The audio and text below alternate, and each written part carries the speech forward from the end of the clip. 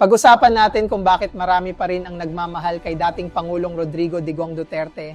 Una, kilala si Tatay Digong sa kanyang diretsahang pananalita. Sinasabi niya ang totoo, walang palabok, walang paligoy-ligoy, straight talk and no sugar coating. Pinahahalagahan ng mga tao ang ganitong uri ng transparency. Pangalawa, mas malakas ang aksyon kaysa sa salita, siya ay isang presidenteng kumikilos. Mula sa kanyang laban kontra droga hanggang sa mga proyektong infrastruktura, hindi siya kailanman nagmukmok lang.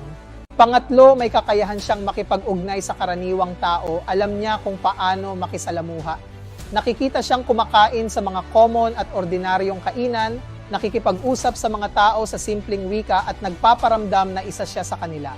Pang-apat, isa siyang mapagkumbabang pangulo galing sa masa para sa masa. Nakatuon siya sa pagsabuhay ng nasyonalismo at patriotismo. Sang-ayong ka man o hindi, marami ang naniniwala na ipinaglaban niya ang Pilipinas sa pandaigdigang ugnayan.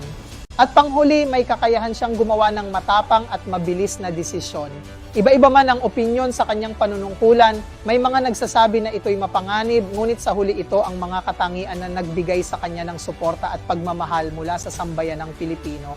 Kaya gusto mo man siya o hindi, alam nating si Tatay Digong ay talagang tumatak sa ating mga puso't isipan.